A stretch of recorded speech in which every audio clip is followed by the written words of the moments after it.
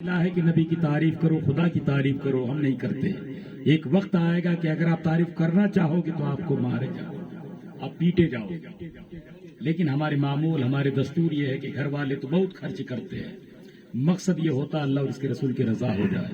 مہمان آئے میرے گھر میں، کچھ نبی کا تذکرہ ہو، گھر میں برکتیں ہو۔ لیکن آج مہمانوں کا بھی رول یہ رہتا ہے، آدھا مہمان کھاتے ہیں فوراً گھر کی تلاش میں نکل جاتے ہیں۔ یہ اصول کی خلاف ہے۔ سرکار ابد قرار صلی اللہ تعالی علیہ وسلم فرماتے جب کوئی دعوت دے تو دعوت قبول کرو، یہ میرے سرکار کی سنت ہے۔ ہم دعوت تو قبول کرتے ہیں جسم کے لیے، روح کے لیے نہیں۔ روح کی دعوت تب ہوتی ہے جب بندہ جسم کے لیے بھی حاضر رہے، روح کے لیے بھی حاضر رہے۔ ابھی بہت سارے لوگ احباب ادھر ہیں، کچھ احباب ادھر ہیں۔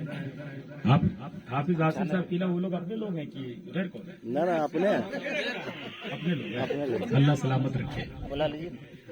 دل سے تو نکلتی کہ کچھ کہا جا، محفل ادھر ہو، اور ایسا نہیں کہ علماء یوں ہی آسانی سے مل جاتے ہیں۔ حافظ آصف صاحب سے پوچھے، میں نے ان کو اپنا کیلنڈر بھیجا، غالباً 1000 کلومیٹر کا سفر طے کر کے آیا، اور وہی لوگ جب یہ علماء کرام جاتے تو استقبال ایسا ہوتا لگتا کہ ہاں کہیں پروگرام ہو رہا ہے۔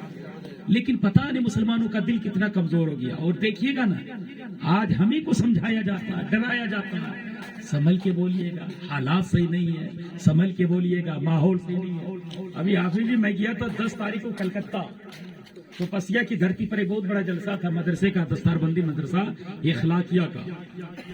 بہت سارے احباب آئے تھے، اس میں لندن سے ایک مولانا فاروق القادری صاحب آئے تھے اور ایک طرف میں تھا۔ جب میری تقریر ہو رہی تھی، میں ہوٹل میں تھا، تو مجھ کو چاروں طرف سے بتایا گیا حضرات صحیح سے بولیے گا، کلکتہ کی وہ بلڈنگ جہاں جلسہ ہو رہا، چاروں طرف ہمارے غیر بھائی رہتے ہیں، ایسا نہ ہو کہ کوئی بات ہو جائے۔ مطلب اتنا ڈرا رہا تھا، اتنا ڈرا رہا تھا، ہم کو لگ رہا تھا میں آیا ہی بیکار۔ سنبھل کے بولنے کی بات ہم لوگوں سے کہا جاتا ہے، یہ علماء کو بولتا سنبھل کی بات کرو۔ اما یار میرے سرکار نے کل کائنات کو سنبھالا اور ہم سنبھلنے کی بات کریں گے؟ اما یار ہم نہ سنبھلے تو کون سنبھلا؟ جب تک ہم بکھرے تھے زمانے کا راجا ہم پر حکومت کرتا تھا، زمانے کا انگریز ہم پر شاسن کرتا تھا، لیکن جب ہم سنبھل گئے اور سنبھل کے ہندو مسلمان سکھ عیسائی ایک پلیٹ فارم میں آئے، اور کبھی کوئی مجاہد بن کر علامہ فضل خیر آبادی نے جہاد کا فتویٰ لگایا، کبھی بہادر شاہ ظفر نے حق و صداقت کی بات کہی، کبھی حسرت موہانی نے نور مصطفیٰ کی بات کہی، کبھی رئیس القلم نے جب حق و صداقت کی بات کہی تھی، کبھی مجاہد ملت نے ناموس رسالت کی بات کہی تھی۔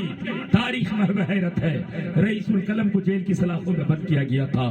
تاریخ محو حیرت ہے، مجاہد ملت کو سعودی عربیہ کے جیل کی سلاخوں میں بند کیا تھا۔ تاریخ اس بات کی غمازی کرتی ہے کہ بہادر شاہ ظفر کو جیل کے اندر بند کیا گیا تھا، اور علامہ فضل خیر آبادی کو جزیرہ انڈمان کالا پانی کی سزا دیا تھا۔ کیوں؟ تاکہ مسلمان ڈر جائے، مسلمان بولے نہیں، نبی سے محبت نہ کرے، نبی کی محبتوں سے دور ہو جائے، نبی کی محفلوں سے دور ہو جائے، نبی کی نعت سے دور ہو جائے۔ وہ دور کرنا چاہ رہا تھا، لیکن جو ہمارے جد مجاہد تھے، جو ہمارے سپہ سالار تھے، جو مجاہد دورہ تھے، جیل کی سلاخوں میں یہ کہتے رہے ہم تمہاری دھمکیوں سے خوف کھا سکتے نہیں، سر کٹا سکتے ہیں لیکن سر جھکا سکتے نہیں۔ ہم یار جو یہ خدا کے سامنے سر جھکاتا ہے وہ کسی کے سامنے کیا سر جھکائے؟ جو یہ خدا کو اپنا معبود برحق سمجھتا ہے وہ کسی اور کے سامنے کیا ڈرے؟ میں تو کہتا ہوں پتھر سے ڈرنے والے زمانہ سے ڈرا کرتا ہے، درختوں کو معبود ماننے والے زمانے سے ڈرا کرتا ہے، جو شیر گدڑ کو اپنا معبود سمجھتا ہے وہ دنیا دار سے ڈرتا ہے۔ ہم تو کہتے ہیں ہم اس نبی کے غلام ہیں، ہم اس نبی کا کلمہ پڑھنے والے ہیں، جو نبی نے اشارہ کیا تھا، غار سور کا پتھر میرے نبی کے نام پہ کلمہ پڑھ رہا تھا، غار ہرا کے پتھر میرے نبی کے نام کا کلمہ پڑھ رہا تھا۔ میرے نبی نے جب اشارہ کیا تھا وہ درخت خود میرے نبی کے قدموں پہ آ کے نبی پر سلام پڑھ رہا تھا۔ ہم اس نبی کے دیوانے ہیں، ہم زمانے سے کیا ڈرے؟ ہم تو یہ کہتے ہیں ہم جامع محمد مصطفیٰ کے مست ہیں، یہ وہ نشہ نہیں جسے ترشی اتار دے۔ زبان کاٹی جا سکتی ہے، میرے جسم کو ٹکڑا ٹکڑا کیا جا سکتا ہے، لیکن حق و صداقت سے میرے منہ کو موڑا نہیں جا سکتا۔ جانتے ہو شیر ببر جب دنیا میں حق و صداقت کی بات کرتا ہے، زمانہ کبھی جیل کی سلاخوں کی بات کرتا ہے، کبھی ان کے گھر مکان توڑنے کی بات کرتا ہے، کبھی ان کے خاندان کو مٹانے کی بات کرتا ہے۔ ہم تو یہی کہتے ہیں جان مانگو تو جان دیں گے، مال مانگو تو مال دیں گے، مگر ہم سے نہ ہو سکے گا۔ نبی کا جاہو جلال دیں گے، مجھے معلوم ہے تاریخ صاحب حیرت ہے. حضرت یوسف علیہ السلام نے حق و صداقت کی بات کہی تھی تو جب تو مصر کے جیل کی سلاخوں میں بند کیا تھا تو مصر کے جیل کے اندر بھی حضرت یوسف علیہ السلام نے کہا تھا میرا مولا وہ ہے, میرا رب وہ ہے جو نوح کو کشتی سے نجات دے سکتا ہے, میرا رب وہ ہے جو مچھلی کے پیٹ میں کسی کو زندگی دے سکتا ہے, وہی مولا مجھ کو بھی جیل کی سلاخوں سے نجات دے سکتا ہے. تاریخ بتاتی ہے جن کے بھائیوں نے کنویں میں ڈالا تھا, پانی میں ڈالا تھا کہ یوسف مر جائے, یعقوب ان سے پیار نہ کرے, رب نے ایسا بچایا, ایسا بچایا. سارے بھائی تھے ان کے سامنے ہاتھ باندھ کے کھڑے ہو گئے اور اللہ رب العزت نے ان کو مصر کا بادشاہ بنا دیا. پتا چلا رب دینا جانتا, رب لینا جانتا, اس لیے طاقت پہ ناز کرنا یہ حماقت ہے. جب بھی زمانے میں ظلم کا شکنجا دنیا کو جکڑنے کی کوشش کیا ہے, رب نے بچانے کے لیے اپنے نیک بندوں کو چنا ہے.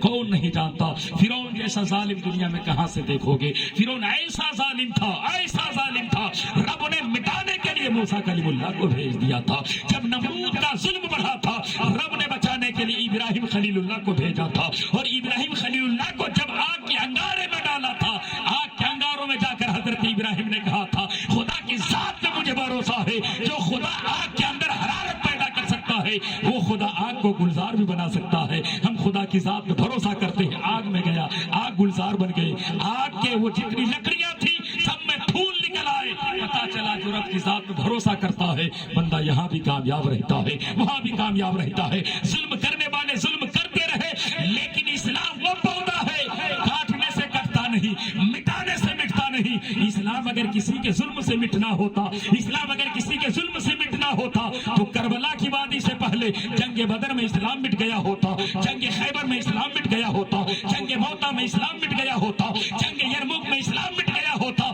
جنگ کربلا میں اسلام مٹ گیا ہوتا. لیکن اسلام کی وہ شاخیں کسی دھتورے کی طرح نہیں ہے, اسلام کی جڑیں تاتو سرا تک جا کے پہنچتی ہے, اسلام کی شاخیں عرش مولا تک جا کے پہنچتی ہے. کبھی تو دیوانہ کہتا ہے تم جتنا ہی کاٹو گے اتنا ہی سوا ہوگا. اسلام وہ پودا ہے کاٹو تو ہرا ہوگا. ہم مرد مجاہد کو کب خوف ہے مرنے کا, تلوار کے سائے میں ہر سجدہ ادا ہوگا. ظلم جب آئے گا مٹانے کے لیے, رب بچانے کے لیے اپنے نیک بندوں کو چنے گا. جب ظلم فرعون کا بڑھا تھا رب نے موسیٰ کو بھیجا تھا, جب ظلم نمرود کا بڑھا تھا رب نے خلیل اللہ کو بھیجا تھا, اور جب ظلم یزید کا بڑھا تھا تو رب نے بچانے کے لیے امام حسین کربلا کو بھیجا تھا, اور جب ظلم بڑھا تھا مامون کا تو رب نے بچانے کے لیے امام احمد بن حنبل کو بھیجا تھا, اور جب ظلم بڑھا تھا نجدیوں کا تو رب نے بچانے کے لیے بریلی میں امام احمد رضا خان کو بھیجا تھا.